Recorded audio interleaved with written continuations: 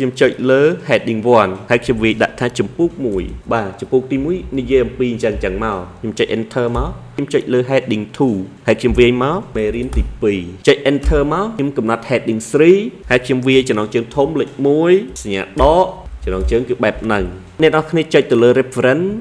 ហើយយើងចុចទៅលើ table of content យកលើគេនឹងមកយើងចុចតែមួយ click ប៉ុណ្្នឹងទៅមាតិការបស់យើងគឺបង្កើតបានដោយស្វ័យប្រវត្តិតែម្ដង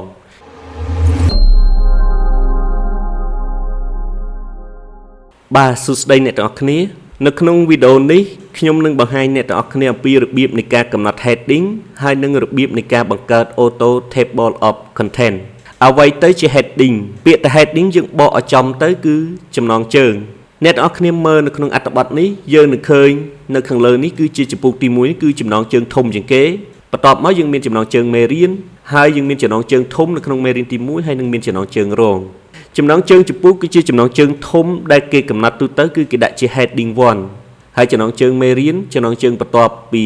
heading 1គឺគេកំណត់ជា heading 2ចំណងជើងធំនៅក្នុងមេរៀនគឺគេកំណត់ជា heading 3ចំណងជើងរងនៅក្នុងមេរៀនហ្នឹងគឺគេកំណត់ជា heading 4វាអាស្រ័យទៅលើការប្រើប្រាស់របស់យើងបើសិនជាអ្នកទាំងអស់គ្នាមានចំណងជើងច្រើនជាងហ្នឹងយើងអាចកំណត់ជា heading 5 heading 6បន្តទៀតទៅតែខ្ញុំមិនបង្កើតច្រើនយ៉ាងទេខ្ញុំបង្កើតតែប៉ុណ្្នឹងឯង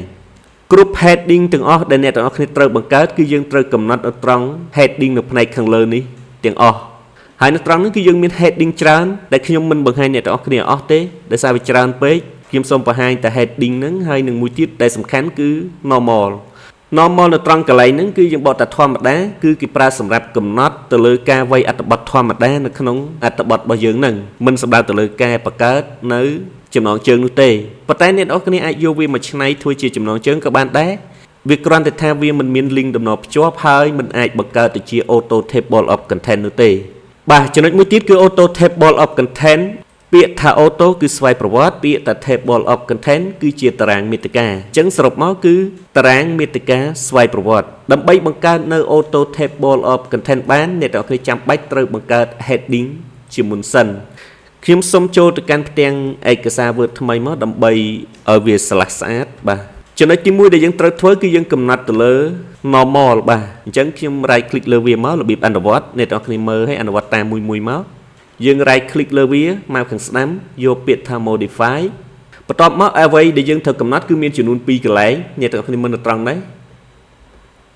អ្នកទាំងអស់គ្នាត្រូវមើលនៅត្រង់នេះការកំណត់របស់យើង normal ហ្នឹងគឺយើងកំណត់2កន្លែងនៅត្រង់ font ហើយនិងនៅត្រង់ paragraph នៅត្រង់ font គឺយើងកំណត់បានចំនួន3ម៉ូតអក្សរអង់គ្លេសម៉ូតអក្សរភាសាខ្មែរហើយនិងពណ៌អក្សរចំណែក paragraph គឺយើងកំណត់ចំនួន3ដែរគឺយើងមាន alignment យើងមានការតម្រឹមអក្សរយើងចង់ឲ្យវានៅឆ្វេងស្ដាំកណ្ដាលអីចឹងទៅហើយយើងមាន indentation ការចូលបន្ទាត់មានឬក៏មិនមានសម្រាប់អត្ថបទធម្មតាគឺយើងមានចូលបន្ទាត់តែចំណងជើងគឺយើងអត់មានចូលបន្ទាត់ទេលើកលែងតអ្នកទាំងអស់គ្នាចង់ដាក់ក៏ដាក់ទៅហើយ spacing គម្លាតអក្សររបស់យើងនឹងខាងលើប្រមាណខាងក្រោមប្រមាណគឺយើងកំណត់3ហ្នឹងឥឡូវយើងអនុវត្តម្ដងទៀតបាទខ្ញុំកំណត់ទៅលើ normal ដោយ right click លើវាយកពាក្យថា modify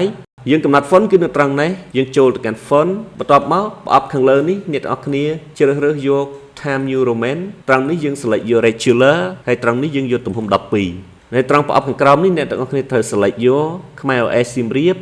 អានេះយក regular ហើយទំហំ12កន្លែងនេះយើងមិនបាច់ប៉ះពាល់ទេ normal គឺអត្ថបទធម្មតាគឺយើងយក automatic ចឹងហើយ automatic មានន័យថាអក្សរហ្នឹងគឺពណ៌ខ្មៅបាទអាកន្លែងផ្សេងៗមិនបាច់ប៉ះពាល់ទេហើយនេះមិនបាច់ tick ទេយើងចុចលើប៊ូតុងអូខេមួយទៀតគឺយើងទៅចូលកន្លែងនឹងដដែលយើងកំណត់ paragraph ម្ដង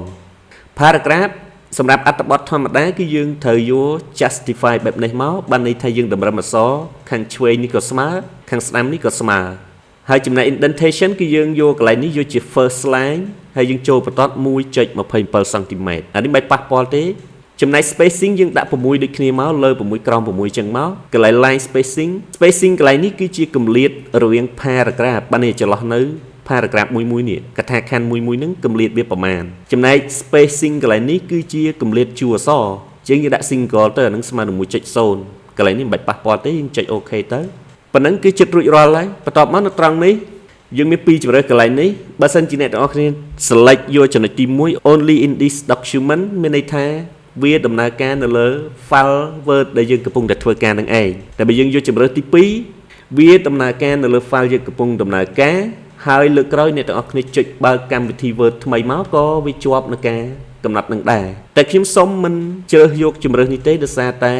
ខ្ញុំប្រើម៉ូដអក្សរផ្សេងពីម៉ូដអក្សរស្តង់ដារដែលបានកំណត់មិញហ្នឹងអញ្ចឹងខ្ញុំយកធម្មតាមកអ្នកទាំងអស់គ្នាចង់ឲ្យវាជាប់រហូតចុចយកមួយនេះបន្ទាប់មកយើងចុចលើ OK ប៉ុណ្ណឹងគឺយើងបានកំណត់ទៅលើ normal ហើយបន្ទាប់មកយើងកំណត់ទៅលើចំណងជើងរបស់យើងចំណងជើងចំពុករបស់យើងគឺកំណត់ទៅលើ heading 1 heading 1គឺយើងកំណត់ម៉ូដអក្សរអង់គ្លេសខ្មែរគឺយើងដាក់18មកហើយចំណែកអង់គ្លេសនេះអ្នកទាំងអស់គ្នាគួរដាក់ bold ទៅដើម្បីឲ្យដាក់ bold ទៅដើម្បីឲ្យមើលទៅរៀងស្តៀងនឹង font អក្សរខ្មែរវាប្រហាក់ប្រហែលគ្នាទៅវាស្អាតតែអក្សរខ្មែរយើងដាក់ regular មិនបាច់ដាក់ bold ទេដាក់ពណ៌ក្រហមហើយយើងដាក់ចំកណ្ដាលទំព័រហើយយើងអត់មានចូលបន្ទាត់ទេហើយកម្រិតវាលើក្រោមគឺ10បាទឥឡូវយើងធ្វើទៅបាទនេះ heading 1ខ្ញុំបានកំណត់ហើយបានបញ្ចេញពណ៌បែបនេះឥឡូវចូលទៅកំណត់ទៅបាទមកខាងស្ដាំលើវា modify យើងចូលទៅកាន់ font បន្ទាប់មកនៅត្រង់នេះអ្នកទាំងអស់គ្នាយក Times New Roman ត្រង់នេះយក bold ហើយទំហំខ្ញុំយកដាក់18បាទចំណងជើងចំពុកដាក់ធំត្រង់នេះអ្នកទាំងអស់គ្នាយកខ្មែរ OS មូល័យហើយកន្លែងនេះយក regular ទៅមិនបាច់ដាក់ bold ដូច font អង់គ្លេសទេដាក់ regular ធម្មតាបានហើយទំហំ18ដូចគ្នាមកទំហំប៉ុនគ្នាហើយពណ៌អក្សរគឺខ្ញុំដាក់ពណ៌រៀងចាស់តិចទៅក្រហមចាស់ចំពុកប៉ុណ្ណឹងហើយយើងកំណត់ប៉ុណ្ណឹងហើយគឺយើងអូខេកំណត់មួយទៀតយើងកំណត់ទៅលើកថាខណ្ឌ paragraph ចំណងជើងគឺយើងយកជា center ចំណងជើងចំពុកដាក់ចំកណ្ដាលទំព័រចំណែក indentation គឺយើងយន្តណាន់បែបហ្នឹងមកគឺយើងអត់មានការចូលបន្ទាត់ទេពីព្រោះចំណងជើងគឺយើងដាក់នៅចំកណ្ដាលទំព័រអញ្ចឹងអត់មានចូលអីទៀតទេអត់ទេ spacing ផ្នែកខាងលើយក10 point បន្ទាប់ពីចំណងជើងទៅគឺកម្រិតវា10 point ដែរហើយនេះគឺយើងយក single អ្នកទាំងអស់គ្នាប្រយ័ត្នកន្លែងហ្នឹងបើសិនជាយើងយកក្រៅពី single កម្រិតពីចំណងជើងធំមកអក្សរវាអាចឃ្លាតខ្លាំងអាក្រក់មើលអញ្ចឹងកន្លែងហ្នឹងយក single អញ្ចឹងទៅប៉ុណ្ណឹងហើយយើងអូខេកន្លែងនេះដូចគ្នាខ្ញុំយកកន្លែងនេះខ្ញុំអត់យកកន្លែងនេះទេដើម្បីកុំឲ្យវាជាប់ទៅដល់លើក្រោយទៀតខ្ញុំចុចលើប៊ូតុងអូខេអញ្ចឹងយើងបានហើយមួយហើយឥឡូវតេស្តបដាទៀតបដាទៅខ្ញុំចុចលើ heading 1ហើយខ្ញុំវាយដាក់ថាចំពុក1បាទចំពុកទី1និយាយអំពីអញ្ចឹងមកខ្ញុំចុច enter មកការកំណត់ heading អ្នកទាំងអស់គ្នានៅពេលដែលយើងចុច enter មកក្រោមចេះគឺវាចូល normal នេះ automatic អ្នកទាំងអស់គ្នាមិនបាច់ទៅកំណត់ font size អីទៀតទេនៅពេលដែលយើងវាយទៅគឺវាជាប់ជា normal នឹង automatic តែម្ដងបាទ enter ឥឡូវយើងចូលទៅកំណត់ heading 2ចំណងជើងមេរៀនបាទ heading 2នេះ heading 2គឺចំណងជើងមេរៀនបាទយើងកំណត់ជា Times New Roman ទំហំ16បាទហើយចំណងជើងអក្សរឆ្លាក់យកជាខ្មែរ OS មូល័យទំហំ16ប៉ុន្តែអក្សរអង់គ្លេសដាក់ bold មកទាំងអស់គ្នាការនេះដាក់ bold អក្សរអង់គ្លេសដាក់ bold ទំហំ16ដូចគ្នាចឹងមកពណ៌ក្រហមដែរប៉ុន្តែកុំឲ្យដូចឥឡូវទៅ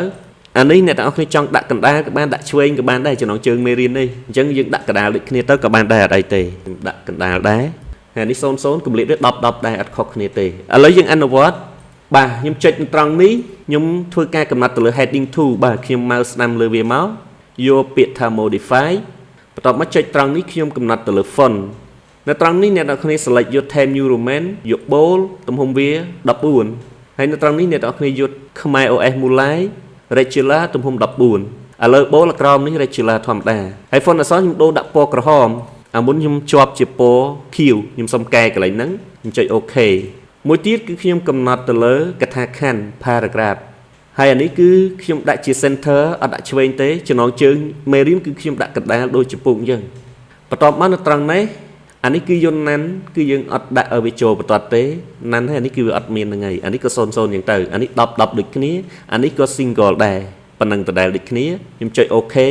អានេះដោយសារតែខ្ញុំចង់ឲ្យ heading 2 នឹងជាប់ជាពណ៌ក្រហមដោយសារមុនជាប់ពណ៌ខៀវអញ្ចឹងខ្ញុំសុំ tick កន្លែងនេះដើម្បីឲ្យការកំណត់របស់ខ្ញុំទាំងអស់ហ្នឹងគឺវាជាប់សម្រាប់ប្រើប្រាស់នៅថ្ងៃក្រោយខ្ញុំចុច OK មកអញ្ចឹងខ្ញុំបាន heading ទី2ឥឡូវអនុវត្តចុចលើវាខ្ញុំចុចលើ heading 2ហើយខ្ញុំវាយមកមេរៀនទី2ចុច enter មកយើងវាយអក្សរទៅវាចូល normal នេះធម្មតាហើយបើសិនជាយើងដូរ keyboard វាយអង់គ្លេសវាចេញជា Times New Roman ទំហំ12ឥឡូវយើងបាន heading ចំនួន2ហើយយើងចូលទៅ heading បន្តទៀត heading ទី3របស់យើងគឺជាចំណងជើងធំនៅក្នុងមេរៀនអញ្ចឹងយើងដាក់ទំហំ14មិញខ្ញុំសុំមើលអាមិញសិនតើការកំណត់នឹងត្រូវនៅអានេះតាមពិតត្រូវទំហំ16ខ្ញុំសុំទៅកែសិនសុំទោសអ្នកទាំងអស់គ្នាខ្ញុំ right click ម្ដងទៀត modify ខ្ញុំសុំទៅកន្លែង font ដាក់ទំហំ16សុំទោសអានេះក៏16ដែរអូខេ ខ្ញុំ tick កន្លែងនេះដើម្បីឲ្យវាជាប់អូខេបាទបន្តមកទៀតយើងធ្វើដដែលចំណងជើងធំរបស់ Marine នេះគឺយើងធ្វើដូចគ្នាដដែលទេគ្រាន់តែបដូរពណ៌ហើយនឹងបដូរទំហំអក្សរអញ្ចឹងខ្ញុំ right click លើ heading 3ចុច modify ចូលទៅកំណត់ font បាទឥឡូវគឺ Times New Roman bold ទំហំរបស់វាគឺ14ចំណែកអានេះគឺ Khmer OS Mulai Irregular ហើយទំហំរបស់វាគឺ14ដែរពណ៌អក្សរខ្ញុំដាក់ពណ៌ហ្នឹងហើយបាទខ្ញុំដាក់ពណ៌ចាស់តិចចុះដាក់ពណ៌នេះអូខេទី2ខ្ញុំចូលទៅម្ដងទៀតចូលទៅកំណត់ paragraph កថាខណ្ឌចំណងជើងធំនៅក្នុង Marine យើងកំណត់ឲ្យវាចេញពីខាងឆ្វេងអញ្ចឹងយើងដាក់ឆ្វេងហើយកន្លែងនេះយើងយន្តណាន់ចំណងជើងធំគឺអត់មានចូលបន្ទាត់ដូចអត្ថបទធម្មតានេះទេអញ្ចឹងឲ្យវាស្មើនឹងកន្លែងនេះអញ្ចឹងកន្លែងណាន់ហ្នឹងគឺវាស្មើនឹងកន្លែងក្រិតនេះ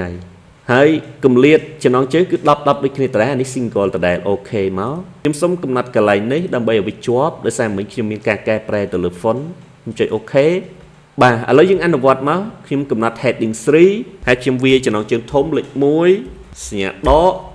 ចំណងជើងគឺបែបហ្នឹងបន្តមកទៀតយើងកំណត់ heading 4បាទខ្ញុំ right click លើវា modify កំណត់ font Times New Roman bold ទំហំ12 Khmer OS Mulai Regular ទំហំ12ខ្ញុំដូរ font ដូរពណ៌អក្សរនេះកុំឲ្យវាច្បាស់ពេកដូរដាក់នេះវិញខ្ញុំអូខេតបមកយើងកំណត់ paragraph ម្ដងអានេះយក justify អត់យក justify ទេអ្នកទាំងគ្នាចំណងជើងយកស្មើខាងឆ្វេងកែអានេះដាក់ខាងឆ្វេង left ហើយនេះយន្តណាន់អញ្ចឹងត្រូវហើយ10 single ត្រូវហើយអូខេមកហើយខ្ញុំ tick អានេះដើម្បីឲ្យវាជាប់ការកំណត់ហ្នឹងខ្ញុំមានកែពណ៌ហើយនឹងកំណត់ justify មិញចុចលើអូខេមករួចខ្ញុំទៅចុចលើ heading 4ចំណងជើងធំចំណងជើងរងគឺបន្តពីលេខ1ហ្នឹងមូលហេតុដែលខ្ញុំដាក់ខាងឆ្វេងស្មើគ្នាបែបនេះគឺខ្ញុំយកលេខយោងពីខាងលើមកដាក់វិញយកលេខ1មកដដែលបន្ទាប់មកខ្ញុំដាក់ចុច1ហើយខ្ញុំដាក់សញ្ញាដកអញ្ចឹងឲ្យតែឃើញអានេះលេខ1ហើយនេះ 1.1 មានន័យថានេះគឺជាចំណងជើងរងរបស់អានេះហើយបាទខ្ញុំវាយអត្ថបទវាយចំណងជើងអញ្ចឹងមកខ្ញុំ enter ហើយខ្ញុំវាយអត្ថបទ enter នៅក្នុងចំណងជើងធំវាអាចមានចំណងជើងរងបន្តទៀតអញ្ចឹងខ្ញុំចុច heading 4ទៀតទៅហើយខ្ញុំវាយដាក់1.2សញ្ញាដកវាយចំណងជើងហើយវាយចំណងជើងអញ្ចឹងទៅ enter វាយអត្ថបទអីចឹងទៅជួនកាលចំណងជើងរងវាអាចលើសពី1លើសពី2អ្នកទាំងអស់គ្នាបើមានច្រើនដាក់ 1.3 1.4 ទៀតទៅឥឡូវឧទាហរណ៍ថាចំណងជើងធំលេខ1វាមានប៉ុណ្ណឹងខ្ញុំចូលចំណងជើងធំបន្តទៀតគឺចំណងជើងធំលេខ2ខ្ញុំចុចទៅលើ heading 3វិញអ្នកទាំងអស់គ្នាត្រូវចាំចំណងជើងនេះគឺលេខ heading 3ចំណងជើងនេះ heading 4អញ្ចឹងចុចលើ heading 3បន្តពីលេខ1គឺលេខ2សញ្ញាដកហើយយើងវាយចំណងជើងមកចំណងជើងមានខ្មែរមានអង់គ្លេសលាយគ្នាខ្ញុំ enter បន្ទាប់មកមានអក្សរឬក៏មិនមានក៏បានយើងដាក់ចំណងជើងបន្តទៀតមក heading 4វាជាចំណងជើងរងរបស់លេខ2អញ្ចឹងយើងត្រូវផ្ដើមដោយលេខ2.1បន្ទាប់មកខាងចុងគឺសញ្ញាដកហើយយើងវាយចំណងជើងមកមានអង់គ្លេសមានខ្មែរបាទខ្ញុំ enter មកហើយខ្ញុំវាយអត្ថបទចឹងមកអត្ថបទមានមួយជួរពីរជួរអញ្ចឹងទៅលេខ2វាអាចមានបន្តទៀតអញ្ចឹងចំណងជើងរងទៀតទៅយើងដាក់2ហើយសញ្ញាដកវាយចំណងជើង enter ទៅអ្នកទាំងអស់គ្នានៅពេលកំណត់ heading វាស្រួលអញ្ចឹងកំណត់នៅពេលយើងចុច enter យើងវាយមកគឺវាជាប់ទៅតាមការកំណត់របស់ normal ឬខ្ញុំបញ្ជាក់ដដែលអញ្ចឹងណាបើយើងដាក់ font ខ្មែរវាយទៅវាចេញខ្មែរ OS សៀមរាបទំហំ12តែបើយើងដូរដាក់អង់គ្លេសវាចេញ Times New Roman ទំហំ12អាហ្នឹងវាជួយពន្លឿនដល់ការវាយអត្ថបទរបស់យើងដែរសរុបមកវិញការកំណត់ heading របស់យើងហ្នឹងមិនត្រឹមតែធ្វើឲ្យយើងអាចវាយអត្ថបទបានលឿនទេគឺវាជួយរៀបចំអត្ថបទរបស់យើងនឹងឲ្យមានរបៀបរៀបរយនិងមានសណ្ដាប់ធ្នាប់ផងដែរចំណុចសំខាន់មួយទៀតគឺវាអាចបង្កើតទៅជា auto table of content នឹងបានលឿនអូខេឥឡូវខ្ញុំសូមឧទាហរណ៍តែប៉ុណ្ណឹងការកំណត់ heading របស់យើងក៏បានរួចរាល់ហើយខ្ញុំឧទាហរណ៍ថាចំពោះទី1នេះគឺមានមេរៀនប៉ុណ្ណឹងបាទមេរៀនទី1កន្លែងនេះសុំទោសទាំងអស់គ្នាមេរៀនទី1ឥឡូវឧទាហរណ៍ថាខ្ញុំមានមេរៀនទី2ខ្ញុំសុំ copy អានេះទៅ Ctrl C ដើម្បីចូលទៅពណ៌ថ្មីអ្នកទាំងអស់គ្នាមេរៀនថ្មីចុច Ctrl Enter ទៅយើងយកមកដាក់នៅក្រោមនេះហើយយើងកែដាក់ថាមេរៀនទី2ដាក់កន្លែងនេះខ្ញុំចុច Ctrl Enter ចូលទៅពណ៌ថ្មីចុច Ctrl V ខ្ញុំ paste មកម្ដងទៀតដាក់មេរៀនទី3ឥ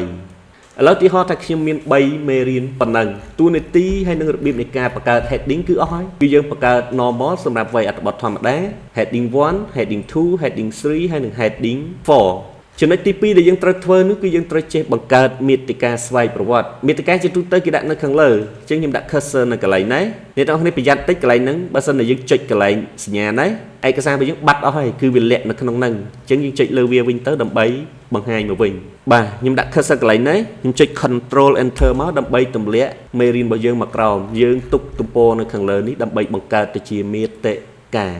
អូខេចំណុចបញ្ចប់អ្នកនរគ្នាចុចទៅលើ reference ហើយយើងចុចទៅលើ table of content យើងនឹងឃើញមានទម្រង់មាតិកា 3 4 នៅនឹងអ្នកនរគ្នាឆ្លាញ់មួយណាយកមួយនឹងទៅ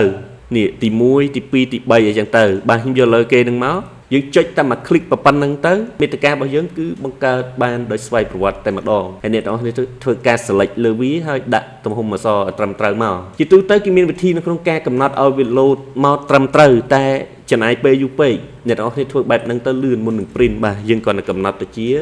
ខ្មែរ OS សៀមរាបចឹងទៅហើយទំហំវាដាក់12ប៉ុណ្ណឹងមកជាការស្រេចហើយបាច់តបតែងអីច្រើនទេមាតិកាគឺតែប៉ុណ្្នឹងហើយហើយយើងគ្រាន់តែកែអានេះដាក់ទៅដាក់ថាមាតិកាដូ font ដូ size អីស្អាតទៅបាទដាក់ center មកហើយខ្មែរ OS មូលឡាយមាតិកាអត់មានរទេសុំទោសបាទចាក់ពណ៌ក៏ចាក់ទៅមិនចាក់ក៏អត់ទៅបាទប៉ុណ្ណេះទៅបានហើយបាទអញ្ចឹងមេរៀននេះគឺមានតែប៉ុណ្្នឹងសូមអរគុណចំពោះការតាមដានទស្សនានៅវីដេអូ clip មួយនេះ